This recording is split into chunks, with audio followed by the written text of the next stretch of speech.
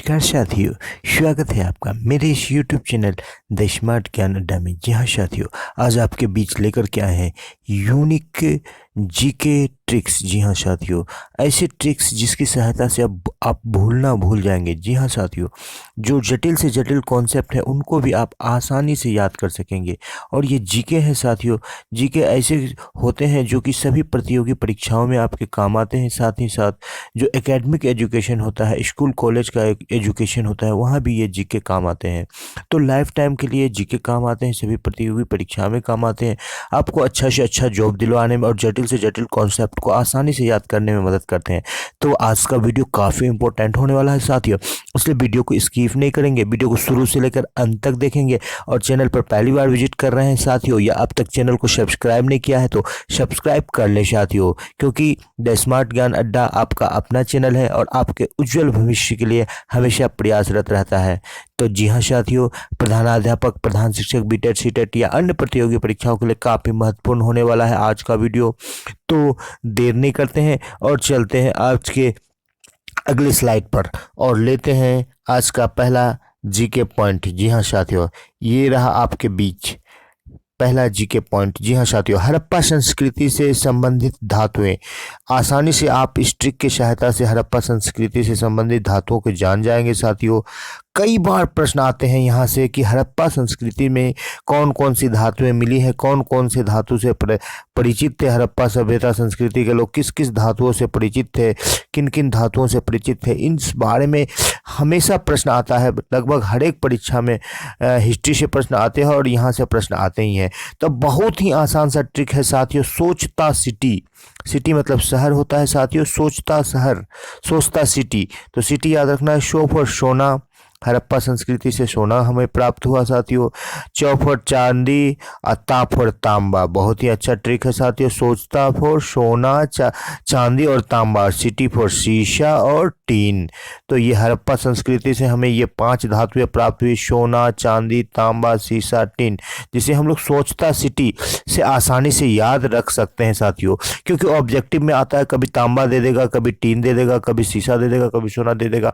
तो आप इस कोड से आप उससे आसानी से ट्रैक कर पाएंगे और आप कभी भी मिस नहीं करेंगे। इसलिए साथियों, कुछ प्रश्नों को हल करने के लिए ट्रिक काफ़ी उपयोगी होते हैं साथियों। तो इस ट्रिक को नोट कर लिया जाए साथियों। आगे चल रहे हैं और एक इम्पोर्टेंट बात यहाँ पर जान लेते हैं साथियों कि हड़प्पा सभ्यता के जो लोग थे लोहा से परिचित नहीं थे।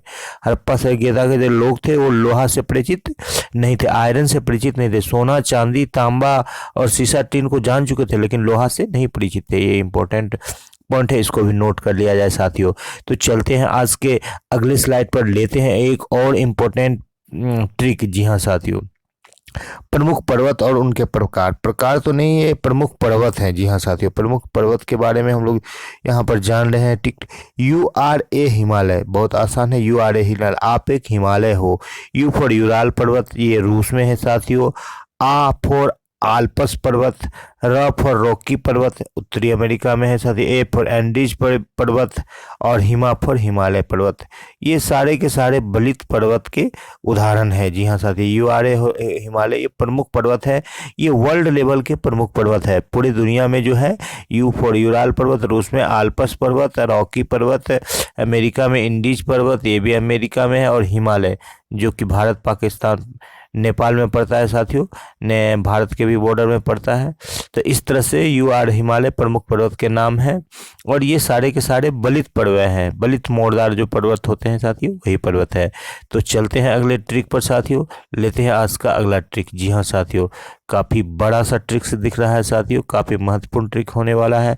कृषि से संबंधित विधियां 2 मिनट में याद कीजिए साथियों। ये ट्रिक्स की सहायता से जो कृषि से संबंधित विधियां, सेरिकल्चर जिसे हम लोग रेशम कीट का पालन करते हैं, सिर से रेशम कीट घूम रहे हैं, सिर, इसको सिर से रेशम कीट घूम रहे हैं, सिर पर रेशम कीट घूम रहे हैं, इससे आप रेशम पालन के बारे में याद कर सकते हैं। ये सेरिकल्चर है साथियों, यहाँ पर रेशम कीट का पालन का चित्र दिया गया है।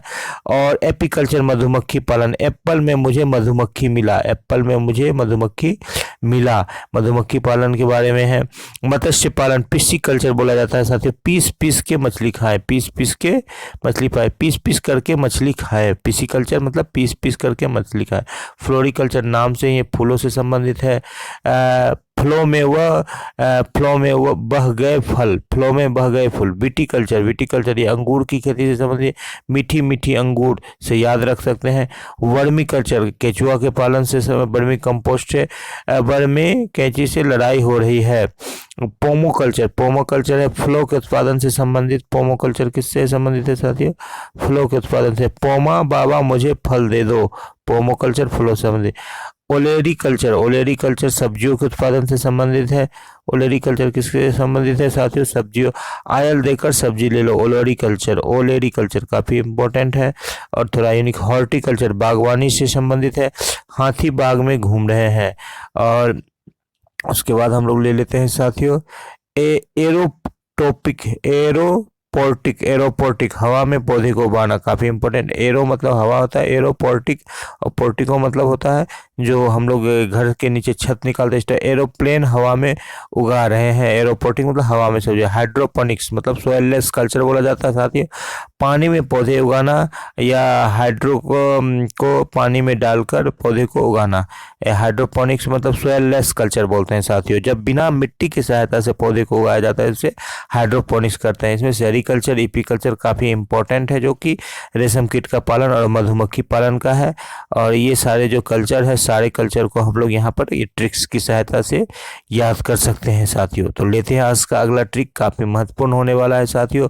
वीडियो पसंद आ रहा है तो वीडियो को लाइक कर दें और चैनल पर नए हैं तो साथियों चैनल को सब्सक्राइब कर दें। जी हाँ साथियों, यहाँ पर बौद्ध संगतियों के नाम दिए गए आप देख रहे हैं साथियों। प्रथम बौद्ध संगति राजगिरी में 1883 में, महाकश्यप अजातशत्रु के शासनकाल में, द्वितीय वैशाली में, सुगुकामी कालाशोक तृतीय पाटलिपुत्र में, मेघलीपुत्र अशोक में, और चतुर्थ कश्मीर में बाशुमित्र कनिष्क के शासनकाल में। तो ये काफ़ी बार पर पिछले जो 66 बीपीएससी का जो प्रश्न था वहाँ भी यहाँ से प्रश्न आए थे साथियों। तो इससे आप कैसे याद कर सकते हैं, यहाँ से बार बार प्रश्न आते हैं और ये बात काफ़ी कठिन जो है यहाँ से मतलब ट्रिक याद की सहायता से हम आसानी से याद कर लेंगे इस कठिन कॉन्सेप्ट को कि कौन से बौद्ध संगतियाँ कब कब हुई थी। जी हाँ साथियों, जो ट्रिक है आप के सामने वो आ गया है साथियों। तो ये ट्रिक्स को हम लोग देख लेते हैं साथियों। क्या है ट्रिक्स? तो राजा महाराजा आजा, जी हाँ साथियों, राजा महाराजा आजा, वैश्या सबका काल है, पटाओ मत आशिक कुंवर जी कंगाल है। राजा महाराजा आजा, वैश्या सबका काल है, पटाओ मत आशिक कुंवर जी कंगाल है। जी हाँ साथियों, यहाँ पर राजा से राजगिरी को याद कर सकते हैं हम लोग। राजा से राजगिरी को जो प्रथम बौद्ध संगति 483 ईस्वी पूर्व हुई है। महाराजा से महाकश्यप को याद कर सकते हैं साथियों। आजा से अजातशत्रु के शासनकाल में हुई थी। तो राजा महाराजा आजा से आप एक को याद कर लिए, जो प्रथम बौद्ध संगति 483 ईस्वी पूर्व हुई थी वो राजगिरी में हुई थी। और महाकश्यप महाराजा के शासनकाल में महाराजा से, और अजा से अजातशत्रु के शासनकाल में हुई थी। इसके अध्यक्ष महाकश्यप थे और यह स्थान कहाँ था? राजगिरी था। क्रम कितना है? पहला है 483 ईस्वी पीठ। तो राजा महाराजा आजा से इसको आप याद कर सकते हैं साथियों। वैश्या सबका काल है, द्वितीय जो है 383 ईस्वी पूर्व हुई थी। 100 वर्ष का डिफरेंस है। वैश्या से वैशाली को याद कर सकते हैं, सबका से सावा कामी को याद कर सकते हैं, अध्यक्ष थे इसके, और काल से कालाशोक को याद कर सकते हैं। तो ये दूसरा वैश्या सबका काल है, यानी कि वैशाली, सावा कामी और कालाशोक, इससे याद कर सकते हैं। राजा महाराजा आजा, वैश्या सबका काल है, पटाओ मत आशिक, पटाओ मत आशिक जो तृतीय 255 ईस्वी पूर्व में होते। पटाओ से पाटलिपुत्र, मत से मंगती पुत्र तीरस, मकती पुत्र तीरस मत से, और आशिक से अशोक को याद कर सकते हैं। पटाओ मत आशिक, पटाओ मत आशिक से पाटलिपुत्र, मत मगधी पुत्र तीरस, मगधी पुत्र तीरस, और आशिक से अशोक को याद करते हैं। कुंवर जी कंगाल है। चतुर्थ बौद्ध संगति जो 1 ईस्वी में हुई है, तो कुंवर से कुंडलवन, और कुंवर जी हो गया कुंडलवन, और कंगाल विश्वामित्र जी से विश्वामित्र जी, और कंगाल से कनिष्क, विश्वामित्र जी और कंगाल से कनिष्क। कुंवर से ये हो गया कुंडलवन, जी से विश्वामित्र जी, और कंगाल से कनिष्क के शासनकाल में। यहीं से प्रश्न आए थे पिछले बीपीएससी में, 66वीं बीपीएससी में। तो इस तरह से एक जो कठिन जटिल कॉन्सेप्ट है, जो कि कौन कौन सी बौद्ध संगति कब हुई, जिसे याद करने में काफ़ी ज़्यादा परेशानी होती है, मुझे भी परेशानी होती थी साथियों। और जब से मैंने इस ट्रिक का यूज़ किया है, आसानी से इसे याद कर लेता हूँ साथियों। ये याद रहता है, हमें किसी भी परीक्षा में मिस नहीं होता है। तो एक और चीज़ यहाँ पर याद नोट कर लेंगे कि बौद्ध संगति के जो उपाध्यक्ष थे वो अश्वघोष थे। चतुर्बौद्ध संगति के जो उपाध्यक्ष थे वो अश्वघोष थे साथियों।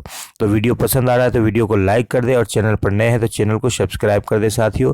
ये आपका अपना चैनल है। यहाँ पर कुछ कुछ क्रांतियों, कृषि क्रांतियों के नाम को दिए गए हैं साथियों, और काफ़ी इंपॉर्टेंट है। यहाँ पर तो ट्रिक नहीं दे पाया हूँ साथियों, लेकिन ये काफ़ी। हरित क्रांति खाद्यान्न के उत्पादन से संबंधित 1960-70 के। श्वेत क्रांति दुग्ध उत्पादन के संबंधित है। ऑपरेशन फ्लड भी इसको बोला जाता है साथियों, ऑपरेशन फ्लड। नीली क्रांति जो है मत्स्य उत्पादन से संबंधित है। भूरी क्रांति उर्वरक उत्पादन से संबंधित। रजत क्रांति जिसको सिल्वर रेवोल्यूशन अंडा उत्पादन से संबंधित है। श्वेत पीली क्रांति तिलहन के उत्पादन से संबंधित, तेल पीले कलर का। कृष्ण क्रांति बायोडीजल से काफी महत्वपूर्ण है साथियों। लाल क्रांति टमाटर या मांस के उत्पादन से संबंधित है। गुलाबी क्रांति झींगा मछली के उत्पादन से संबंधित है। यहाँ से बार बार प्रश्न आते हैं परीक्षा में साथियों। बादामी क्रांति मसाला के उत्पादन से संबंधित है। सुनहरी क्रांति फल के उत्पादन से संबंधित है। और ले लेते हैं अगला, अमृत क्रांति परियोजना जो कि नदी के जोड़ने से संबंधित है। तो काफ़ी सारा यहाँ पर महत्वपूर्ण क्रांति निकल करके सामने। बादामी क्रांति मसाला के उत्पादन से संबंधित। गुलाबी क्रांति झींगा के उत्पादन से संबंधित, काफ़ी बार यहाँ से सवाल आते हैं। लाल क्रांति टमाटर के उत्पादन। कृष्ण क्रांति बायोडीजल से संबंधित, ये यहाँ से भी काफ़ी बार सवाल आते हैं। और रजत क्रांति अंडा उत्पादन से संबंधित। पीली क्रांति तिलहन से। भूरी क्रांति उर्वरक। नीली क्रांति मछली। और श्वेत क्रांति दुग्ध। और हरित क्रांति खाद्यान्न उत्पादन से संबंधित। तो कई सारी क्रांतियां अपने देश में हुई है साथियों, और इन क्रांतियों के द्वारा क्या होता है कि उसके उत्पादन में अप्रत्याशित वृद्धि हो जाती है साथियों।